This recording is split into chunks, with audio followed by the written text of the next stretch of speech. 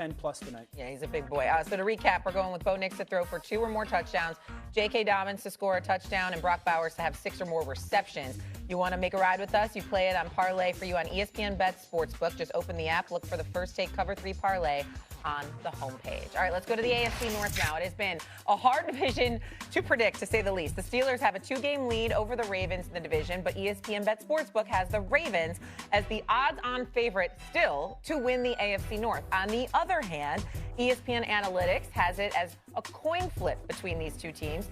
Pittsburgh and Baltimore will play twice in the final 5 weeks of the season. Hard to believe considering the way they have looked so far this year. Nonetheless, the question is, who is facing more pressure to win the AFC North this season? Is it Aaron Rodgers or Lamar Jackson? Mina, go ahead. It's Lamar for bigger reasons, which is Lamar Jackson every season. The pressure is on for him to win the division, go to the Super Bowl because of the caliber of play. But I would say also stylistically, this Steelers offense with Aaron Rodgers, quick passes, get your skill players to get yards after the catch, running the football. It's not as dependent on the quarterback being special. The Ravens offense, on the other hand, it lives and dies by Lamar, quite frankly. And him coming back will be a catalyst for them, but he has to come back and continue to play at a super high level. He knows that the pressure is greater. Okay, what do you guys think? Go ahead. RC, you good or? You want me to go?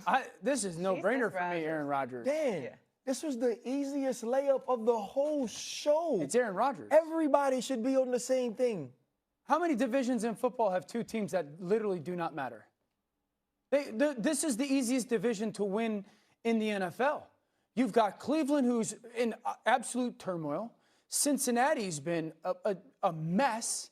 And the reality is Baltimore's having their worst start to the season in years. This is an easy division to win. If you had told Aaron and the Steelers and ex-Steeler greats that by November 1st, you're going to have a 2-game lead on the division, Lamar Jackson would have missed multiple games, your quarterback is playing fantastic, you'd be like, no doubt. Let me ask you this. If I had asked you 2 or 3 weeks ago, because the last 2 losses haven't been great, 2 weeks ago, would it be unbelievably disappointing if the Steelers don't win the division? Would you have said yes? Yes. So what are we even talking about? But we're talking about the player. We're not talking about the team. We're talking about the quarterback. Yeah. The quarterback with it's Lamar Jackson, and it's not even close. Not because of the way the season started. It's Lamar Jackson until Lamar Jackson die. Yeah, but until Lamar Jackson stop playing football, every year it's Lamar Jackson. Stephen A., we was talking about another quarterback, and Stephen A. brought up Lamar Jackson in the playoffs. He brought up, you know why? Because the dude is so good. But RC, and he has to have wins. But if this was August, I'm with you. Going into August, yes. But we got to live in the now, like where we are. They don't even ask that of Aaron Rodgers. And by the way, Aaron Rodgers has played really good this year. There are none of the negatives that are about the Pittsburgh Steelers are about Aaron Rodgers. But if Aaron Rodgers walks into a stadium and doesn't play great, they can find a way to win because of the way they play. If the Baltimore Ravens are going to win this division and be anything like what we expected them to be at the beginning of the season, it's on number 8. Oh, and I totally disagree with that. On number 8. I would tell you Kyle Hamilton's more important. Oh, come on. Okay. Stephen A., go ahead. Get in here. I'm going to sound like Dave Chappelle imitating Prince. This bores me. The fact is that the answer to this question is easily Lamar Jackson. It's simply because of the kind of season they're having. No wild card is coming out of the AFC North. You want to make the playoffs, you got to win the division. And the fact is that Lamar Jackson missing the playoffs would not be a good thing. You know, the window of opportunities at some point in time, as electrifying as he is, as sensational as he is, having played only 5 games this year, having 14 touchdowns, just 1 interceptions, complete 73% of his passes, we know who he is and what he means, not just to the Baltimore Ravens, but the football period. And the playoffs without Lamar Jackson as a participant, you know, to start things off, I mean, almost seems sacrilegious. Of course, the answer to this question is Lamar Jackson. Aaron Rodgers is actually playing with house money because he's played decent, pretty damn good football. And that's just, it's just a beautiful thing considering what the Steelers have been subjected to from its quarterback position all of these years. Since 2 years, the last 2 years of Ben Roethlisberger's existence, to everybody they've had behind center since that time. I mean, he's a godsend. Aaron Rodgers, he's a godsend right now. Lamar Jackson is the guy that has to prove something. What an outrageous thing to say. We and got to be go. wrong about. But you said another division where two teams don't matter. The It's not outrageous. same way. Not Drake May and Baker Mayfield are both smart. leading. Steelers Nation, lean in and feel this. The noise got loud this week, the takes got hotter than LA concrete, and the league tried to tell us what we are and what we're not. But inside this building, with a 2-game cushion in the North and 2 head-to-head showdowns with Baltimore still coming, Pittsburgh isn't arguing with the noise. We're about to drown it out on the field. The national models call it a coin flip between the Steelers and Ravens for the division, yet odds makers still tilt their head toward Baltimore. Good! Let them! That's perfect fuel for a locker room that has already shown it knows exactly who it is and how it wins as we hit November. Let's start with what actually changed. Last week against Indianapolis, the defense made a conscious, grown man adjustment. Less ego, more execution. Less prove we can live in man every snap, more strangle the explosive plays, force long drives, and let the edges cook. The result wasn't stats in a vacuum, it was impact you could feel. 5 takeaways on defense, a 6th on special teams, 5 sacks, and Jonathan Taylor, the league's pace setter on the ground, held to a season-low 45 yards. That's not luck, that's identity. That's Pittsburgh football rediscovering its teeth. And that identity is about to walk into a matchup tailor-made for it. The Chargers can spin the ball. Justin Herbert piles up air yards, and they roll out pass catchers across the formation. But a passing game is only as brave as its protection, and LA's front is patched together with hope and tape.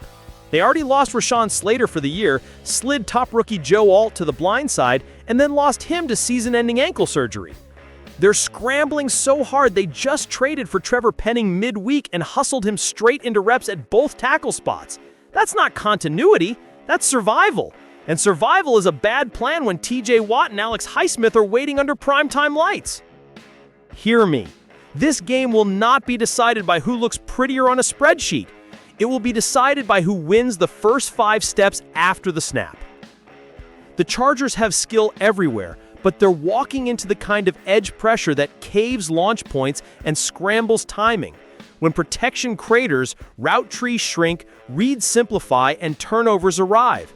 We saw that script a week ago when Pittsburgh's front ripped the ball loose, tipped throws, and flipped momentum on a dime. That's not theory, that's recent tape, and the city felt the jolt when it happened. And then there's the other side of the ball, the side where the media spent all week demanding fireworks and blockbuster acquisitions. The deadline passed, the headlines were ready, but the quarterback didn't blink.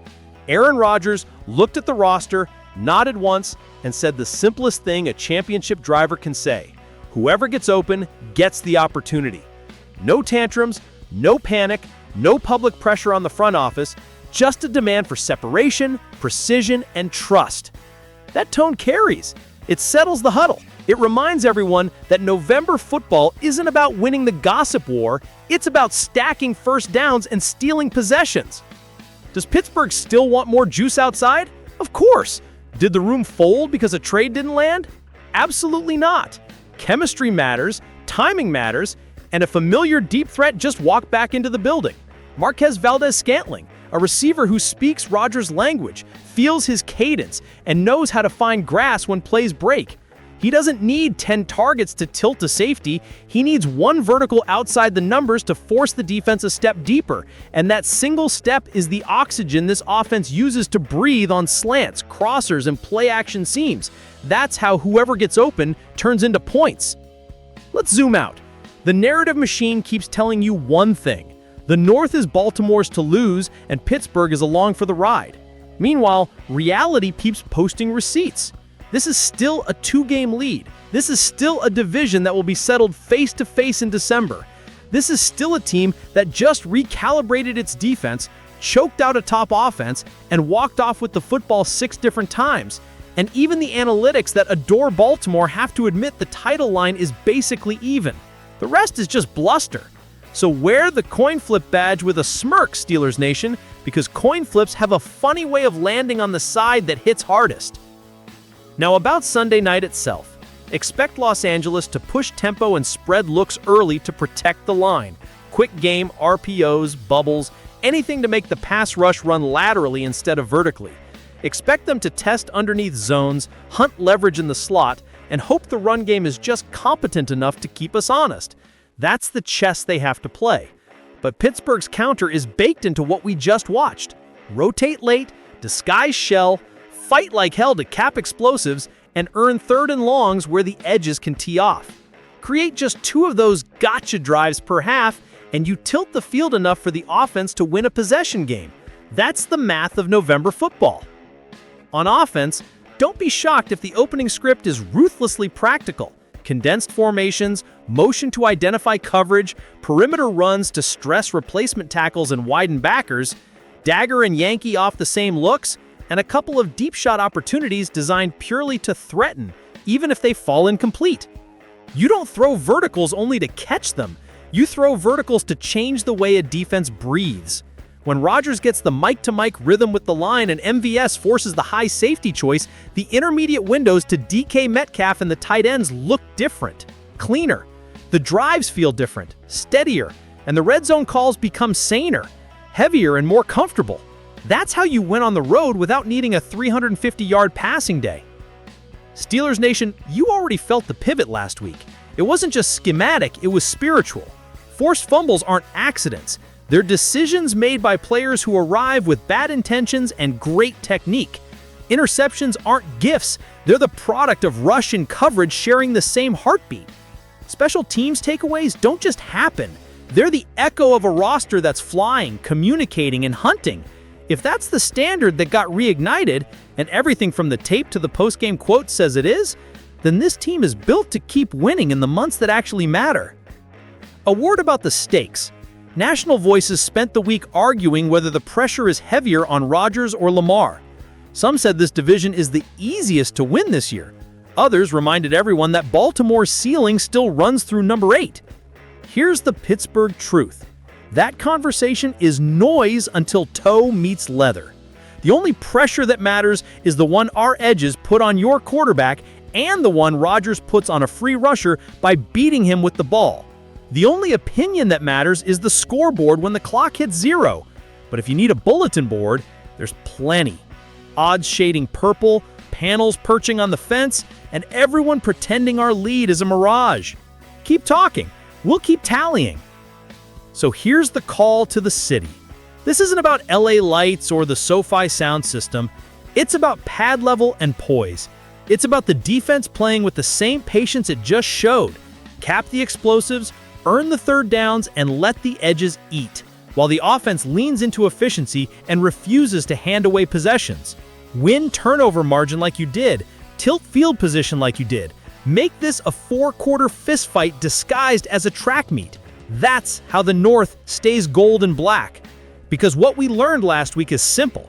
When Pittsburgh plays complementary football, when the defense takes the ball and the offense takes the air out of the game, this team doesn't just survive. It suffocates. That isn't a week-to-week gimmick. That's a January recipe. And the league knows it, whether they admit it on television or not. Steelers Nation, sound off below. What's your bold call for Sunday night? Defensive touchdowns, edge domination, a vintage Rodgers 2-minute drill.